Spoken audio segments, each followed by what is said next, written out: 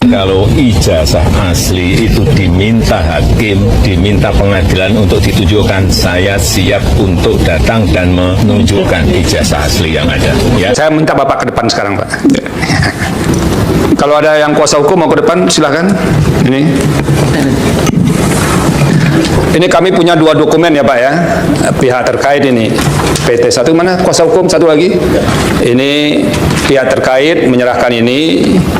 Ini dua-duanya sama-sama pakai label Kementerian Pendidikan dan Kebudayaan Republik Indonesia. Bapak lihat ya Pak ya, Pak Aryo. Apa memang begini, terlepas dari soal model apa ya, ini kan ada lagi soal lain ininya tidak sesuai. Apakah memang begini cara model ijazahnya yang diterbitkan? Iya, biasanya ditulis tangan. Untuk tulis tangan, oke. Saya masih tulis tangan juga dulu, Pak. Iya, saat ini masih. Ya. Begini ya, di belakangnya ada nilai seperti ini. Iya. Lalu yang ini apa gunanya, Pak? Itu adalah SHUN sebagai bukti yang bersangkutan mengikuti ujian nasional. Sebagai bukti yang bersangkutan mengikuti ujian nasional. Ya, dan yang mencetak adalah Dinas Pendidikan. Oke. Apa Bapak bisa mengenal nggak model ininya memang sama semua? Sepertinya sama Pak. Sepertinya sama. Ya, kalau kami mau mengecek kebenaran, siapa yang bisa valid menyatakan sama atau tidaknya? Bisa Dinas Pendidikan bisa. Siapa Pak? Langsung Dinas Pendidikannya aja? Ya, Dinas Pendidikan. Okay.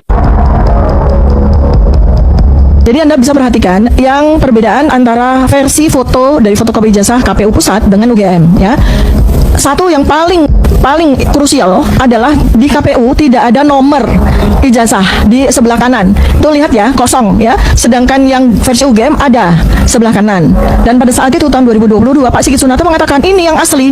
Kalau yang beredar di internet itu memang nggak ada nomor di sebelah kanan. Adanya hanya nomor di sebelah kiri aja. Ya, yang 1681 ya kan? Itu yang sebelah kiri ya. Ya, kalau ya kanan dalam pandangan alay. Jadi intinya ada dua nomor yang versinya UGM ya tahun 2022 ya. Itu ada nomor di atas pojok kanan atas dan pojok kiri atas. Sedangkan di KPU Pusat hanya ada di pojok kiri atas. Yang pojok kanan atas nggak ada nomornya tuh ya. Kemudian itu ya perbedaan pertama. Kemudian yang kedua, perbedaan dengan Bareskrim. Foto dari fotokopi ijazah. Bareskrim tidak menampilkan foto dari ijazah asli. Ya, jadi sampai dengan hari ini ijazah asli masih goib. Ya. Jadi Bareskrim 22 Mei 2025 itu hanya menampilkan foto dari fotokopi. Ya, dan posisinya di versi Bareskrim itu ada lipatan di tengah persis, kemudian ada tumpahan semacam tumpahan kopi di tengah persis. Ya, itu. Nah, sedangkan yang ditunjukkan oleh KPU tidak ada tumpahan kopi bersih dan tidak ada lipatan. Ya, nah jadi ada 3 setidaknya perbedaan dengan 2 ijazah yang tunjukkan. Ya, jadi di KPU versinya tidak ada nomor di sebelah pojok kanan atas, tidak ada tumpahan kopi, dan tidak ada lipatan. Ya, nah sekarang dan meminta kepada Polda Metro Jaya untuk segera. Usai mendapat salinan ijazah Jokowi yang dipakai mendaftar di KPU, Rai Suryo CS semakin yakin dengan analisisnya terkait kejanggalan ijazah Jokowi. Menanggapi hal tersebut, Guru Besar Ilmu Komunikasi Universitas Airlangga, Profesor Henry Subiakto menyampaikan pandangannya. Menurutnya, persoalan hukum terkait ijazah Jokowi yang dipakai mendaftar KPU itu apakah asli atau tidak, sudah seharusnya diselesaikan dan dibuktikan secara hukum di pengadilan. Proses hukum untuk ini harus dilakukan secara terbuka, transparan, dengan melibatkan para ahli yang independen dan berkomitmen pada kebenaran, kata Henry, dikutip dari akun media sosialnya, Minggu, 5 Oktober 2025. Halo teman-teman, kembali lagi bersama saya di channel ini. Teman-teman dimanapun kita berada, hari ini kita bedah lagi soal polemik ijazah Pak Jokowi yang makin panas. Nah teman-teman, polemik ijazah ini makin memanas, bahkan Ibu Megawati sendiri sudah angkat bicara. Nah dimana dia dikatakan kalau memang ada, tunjukkan saja supaya rakyat tidak ribut terus. Nah ada beberapa poin krusial yang jadi sorotan, mulai dari perbedaan nomor ijazah antara versi KPU dan UGM. Nah dimana sampai masalah fisik dokumen yang berbeda-beda di tiap instalasi. Nah apakah ini akan berakhir damai atau menjadi sejarah besar di pengadilan? Nah teman-teman, kita butuh transparansi total dari para penegak hukum agar tidak ada yang ditutup-tutupi. Nah teman-teman, mari kita melihat bagaimana tanggapan dari pemirsa atau teman-teman semua tentang cuplikan video yang barusan kita lihat. Nah, di mana dikatakan di sini oleh Zidaus, dia mengatakan semakin dibohongi lembaga pendidikan, maka akan semakin muncul para ahli yang berpendidikan, berpengetahuan dan memiliki kejujuran. Ya, janji datang ke pengadilan Jokowi, bacotnya agar buktinya nggak pernah menghadirinya. Nah, di mana dikatakan para oknum-oknum pengurus negara yang tidak becus membela kebohongan malah naik pangkat. Nah, sementara yang benar malah kena hukum. Apa nggak takut mati ya? Nah, di mana dikatakan jangan hanya maling duit paling depan maju, tunjukkan yang palsu. Nah, apapun yang namanya kebohongan yang sudah ditutup-tutupi dengan cara apapun, apalagi Mulyono sudah tahu semua dia sering bohong. Nah, di mana dikatakan Lisa Mariana mangkir-mangkir aja dijemput paksa. Kenapa Jokowi enggak dijemput paksa? Ada apa dengan hukum kita? Ya, kalau orang waras akan menunjukkan ijazahnya. Karena kehilangan kewarasannya, karena berbohong akan menutupi kebohongan dengan kebohongan. Ya, udah ditetapkan ijazah Jokowi palsu dan diadili. Jangan mau diombang-ambing Jokowi. Nah, di mana dikatakan oleh Imron Hasyani, dia berargumen kalau harusnya Pak Prabowo membentuk tim independen untuk menguji dan meneliti ijazah Jokowi. Ya, di mana dikatakan yang mau diadili iblis, yang mengadili juga iblis. Ya, teman-teman, di mana dikatakan oleh Mas No, dia mengatakan kalau sudahlah jujur aja. Mau sampai kapan kebohongan itu berlanjut? Mau buktiin ijazah kok make pengacara? Ya, kalau asli datang sendiri, nggak usah bawa rombongan pakai bayar orang ribet. Nah, dimana dikatakan oleh Erlinae Vendion Official, dia berargumen kalau cek hakimnya kalau yang ngusung Joko jangan harap mendapatkan keadilan. Pecat dulu pejabat yang usung Jokowi baru negeri ini bisa adil. Ya, dimana dikatakan oleh Fakru Rohman, dia berargumen kalau sidang-sidang sudah berapa kali, kenapa para aparat terutama para hakim kok nggak mau memutus? Tunggu nanti azab Allah akan muncul lebih dahsyat. Terus Pak Prabowo jika membiarkan kasus ini, ingat tentara Allah lebih dasar. Ya, dimana dikatakan oleh Acamat Kasa, dia berargumen kalau publik sangat mengharapkan ijazah Jokowi yang asli.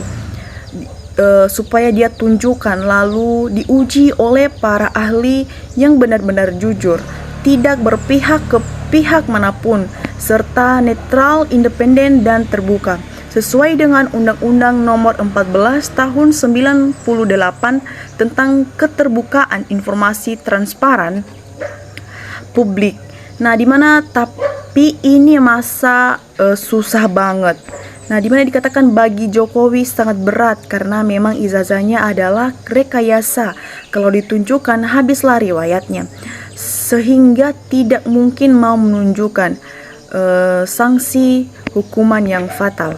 Nah, teman-teman, dikatakan oleh Agus Sifol, dia berargumen kalau kan sudah dibuka hackers. Kalau ada edit-edit dalam ijazah Jokowi, yang jelas makin lama kasus ini diundur makin banyak rencana dari kubu termul untuk sempurnakan ijazah itu. Terus endingnya lolos. Nah, rakyat kali ini kalah lagi. Nah, dimana dikatakan kasus ijazah Jokowi ini tidak rawet kalau tidak dibikin rawet. Tinggal membuktikan yang sebenarnya.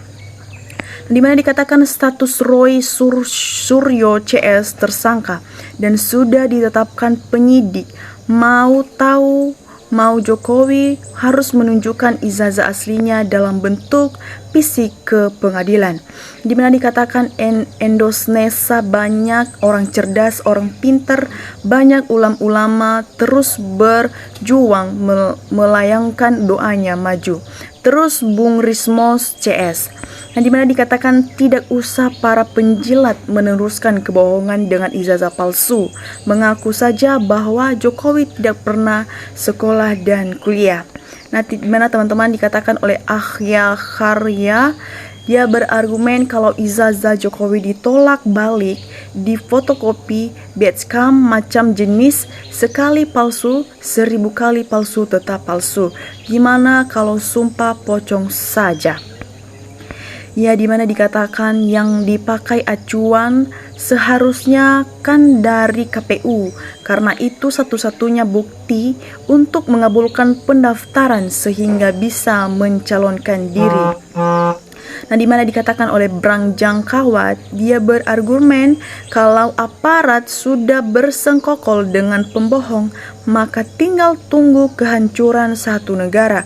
Apalagi generasi muda juga pasif, lengkap sudah. Nah, teman-teman, kalau ijazah yang palsunya pasti ada, tapi publik kan memintanya ditunjukkan ijazah asli yang nggak bisa menunjukkan habisnya. Kalau minta ditunjukkan yang asli nggak bisa dan nggak punya. Kenapa sedih kalau memang ada ijazah asli? Kasihlah lihat aja kepada publik dan beres. Kenapa harus bersedih? Nah, dimana dikatakan oleh Muhammad Diadi, saya heran sama Termul, udah tahu yang dibela itu penipu atau pembohong, pengkhianat, tapi herannya lagi pengikut Jokowi malah ikut jadi pembohong juga. Taubat sebelum mati karena umur jabatan pasti akan berakhir. Kalau Pak Jokowi sedih polemik ijazah, yang bikin sedih sendiri kenapa? Tinggal tunjukin aja. Gitu aja kok repot. Kalau kejujuran dikalahkan dengan pengadilan, biar pengadilan yang menang. Semoga Allah memberi azab dan laknat yang melakukan kebohongan. Kalau punya dulu sudah diperlihatkan, lalu dihukum Roy Suryo dengan ada yang mencium Jokowi kan bangga Termulnya memang palsu.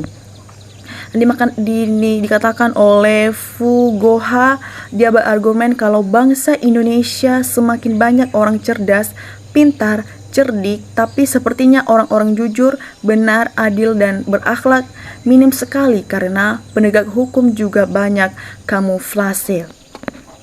Di mana dikatakan oleh Akris Rismono, sudah terlanjur basah, maka kebohongan mau dibawa sampai mati, sampai malaikat munkar dan nakir yang mengadili pertanyakan dalam kubur. Mudah-mudahan segera sadar, bertobat dan mengakuinya sebelum mati. Itu lebih mulia. Nah, di mana dikatakan oleh Surjono Sarjono, dia berargumen biarkan saja kebohongan dipertahankan.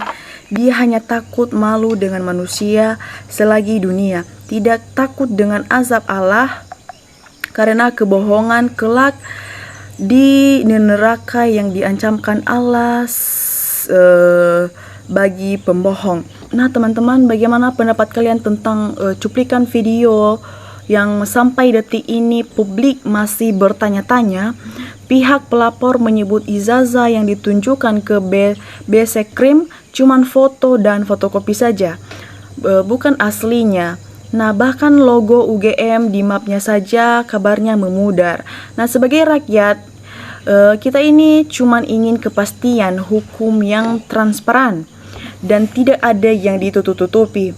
Tapi menurut kalian teman-teman, apakah kasus ini akan berakhir damai atau masuk babak baru di pengadilan? Nah, teman-teman, bagaimana menurut kalian tentang cuplikan video dan argumen dari para pemirsa? Nah, bagaimana pendapat kalian teman-teman? Jangan lupa tulis di kolom komentar. Terima kasih, demikian saja yang kita bahas hari ini. Semoga kita bisa bertemu di lain video tentang bagaimana politik yang baru-baru ini panas dibicarakan. Nah, teman-teman, sampai jumpa di lain video. Salam NKRI.